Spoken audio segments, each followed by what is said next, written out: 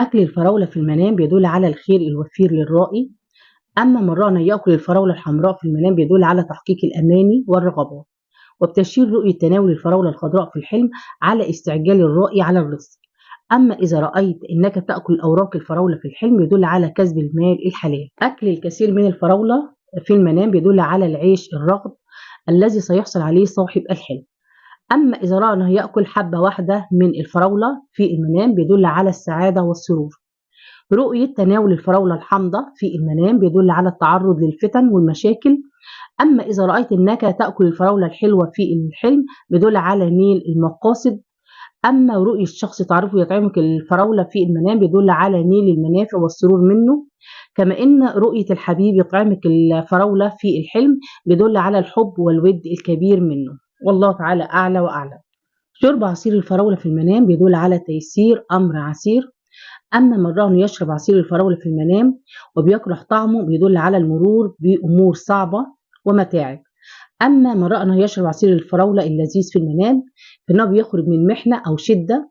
برؤية شرب عصير الفراولة المر في المنام بيدل على سماع عتاب من محب. أما شرب عصير الفراولة الحامض في المنام بيدل على المتاعب. أما عصير الفراولة المالح في المنام بيدل على المرور بخلافات كبيرة ومشاكل عديدة. شرب عصير الفراولة البارد في المنام بيدل على حصول خير كثير خصوصا إن كان الرائي ظمآن. أما بيدل شرب عصير الفراولة في الحلم على الزواج من امرأة جميلة. والله تعالى أعلى وأعلم. ورؤية الفراولة في المنام تدل على الخير والنعيم.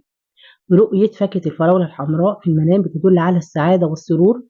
أما الفراولة الخضراء بتدل على تغيير في أحوال الرائي.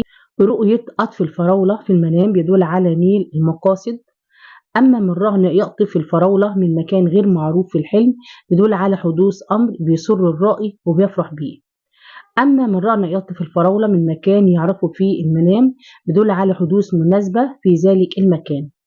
أما رؤية قطف الفراولة من أرضك بيدل على الحصول على نتائج مرجوة. أما من رأى أنه يقطف الكثير من الفراولة في المنام بيدل على الزيادة في الخير. رؤية قطف الفراولة الفاسدة في المنام بيدل على المشاكل. أما رؤية شخص تعرفه يقطف الفراولة في المنام بيدل على أسماع أخبار جميلة عنه.